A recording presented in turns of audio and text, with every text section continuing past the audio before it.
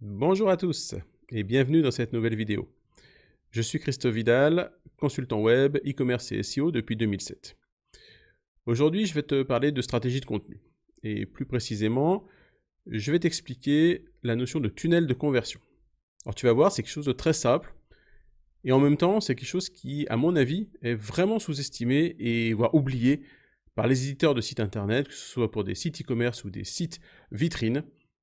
Alors que ce simple tunnel de l'information va te permettre de créer des contenus pertinents et d'aller transformer les internautes pour les faire passer de prospects à clients. Allez, c'est parti, je te montre tout ça. Quand on fait des recherches sur Internet, au final, on se rend compte qu'on va faire 3 types de recherches. Et notre objectif, en tant qu'éditeur de site, ça va être de nous positionner sur ces 3 types de recherches et ainsi de répondre à l'internaute et de lui donner les informations qu'il attend au bon moment, de manière à le convertir et de le faire passer de l'étape de prospect à l'étape de client. Donc 60% des recherches qu'on fait sur Internet sont des recherches de type informative. Donc à notre niveau, en tant qu'éditeur de site, notre job, c'est de venir générer du trafic en poussant de l'information, des contenus, on va dire, éducatifs et surtout pas commerciaux, pour attirer de nouveaux clients. Donc c'est toute cette phase de prospection, on va la faire sur des messages qui ne sont des messages non commerciaux, des messages informatifs. Donc c'est-à-dire qu'on va utiliser notre site internet avec du contenu éducatif, des tutoriaux, des FAQ, etc., etc., mais aussi nos réseaux sociaux, les vidéos via YouTube, et c'est vraiment tout ce contenu informatif et éventuellement essentiellement evergreen, toujours d'actualité, qui va nous permettre de créer notre grosse base de trafic. La deuxième typologie de recherche sur Internet dans ce tunnel de l'information, c'est des recherches de type considération. À ce niveau-là, la cible a déjà bien compris le domaine, elle a déjà eu beaucoup d'informations, elle va commencer à s'intéresser au produit, à l'offre qui correspond à ce qu'elle recherche à ce moment-là. Donc elle va évaluer, elle va comparer les différentes solutions disponibles sur le marché. Ça représente 30% des recherches. Et enfin, les 10 derniers pourcents, c'est les recherches de type conversion où on est vraiment à l'étape d'achat, à l'étape de sortir la carte bleue ou à l'étape de sélectionner un prestataire.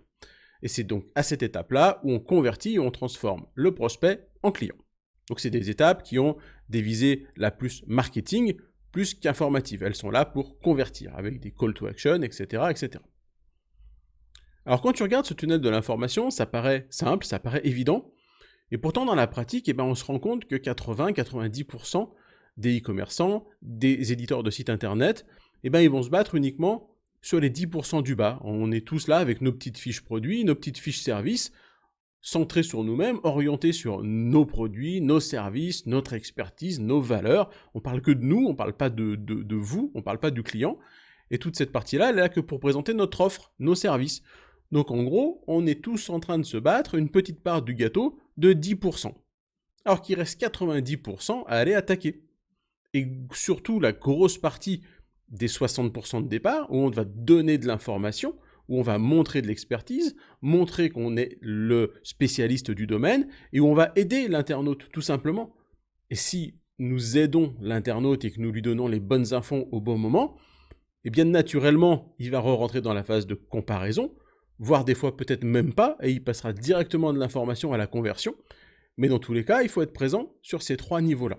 Et la phase de conversion, elle n'a pas pour objectif de se positionner forcément dans le résultat de recherche, encore qu'on va le voir un petit peu plus tard avec 2 exemples que je vais te donner, mais elle a pour objectif de vendre.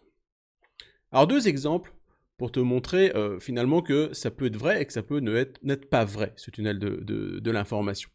Le premier exemple, assez flagrant dans mon cas, il vient concerner le site internet d'une marque qui s'appelle Simalp. Donc, je ne sais pas si tu connais Simalp, c'est une marque qui vend des produits à destination des gens qui font de la randonnée, qui font du trail, donc c'est des vêtements, des chaussures, des sacs à dos, etc., etc. Donc c'est une marque qui se situe au sud de Lyon, vers Valence, c'est une marque française, et qui a un positionnement avec un super rapport qualité-prix.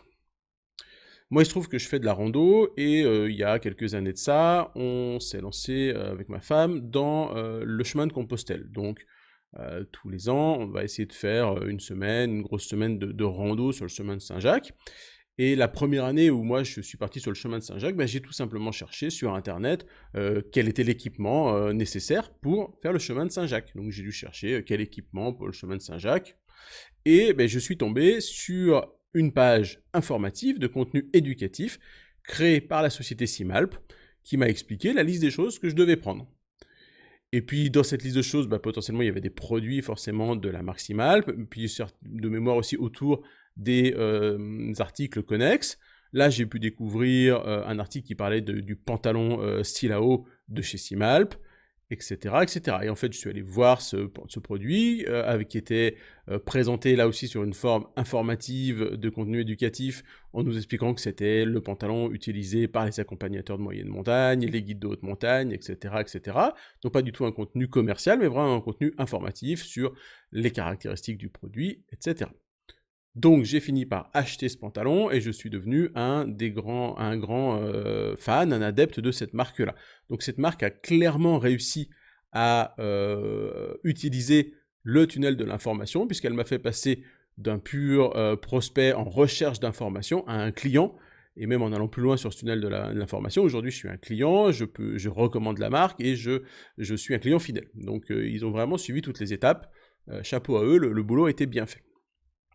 J'ai un deuxième exemple, pour le coup qui peut être un contre-exemple, mais c'est pas grave, qui va montrer que il y a eu des gens qui se sont positionnés à toutes les étapes. Des fois ça va marcher, des fois ça marchera pas, et je vais vous expliquer pourquoi. Deuxième exemple, je viens de racheter là, ici un petit appareil photo. En l'occurrence, c'est un Fujifilm X-T200, donc c'est un hybride, donc je me sers pour faire de la photo et donc aujourd'hui pour filmer mes vidéos. Et j'ai passé un grand moment sur cette phase d'information, les 60% qui sont là-haut.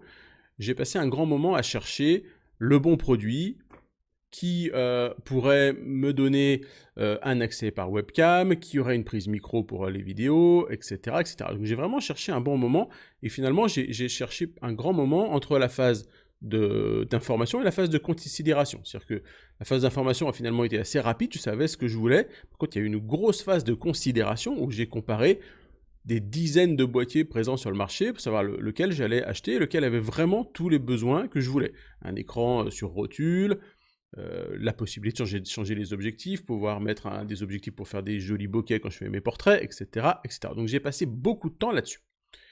Et j'ai trouvé des informations sur différents sites internet. Et l'achat s'est fait, et bien de manière finalement totalement différente, puisque là, sur ce coup-là, je n'ai pas acheté par rapport au tunnel de l'information, parce que j'ai tout simplement voulu trouver un endroit où le produit était disponible à Lyon. Donc je l'ai acheté sur le site Camara, avec une livraison à J+1 dans la boutique lyonnaise.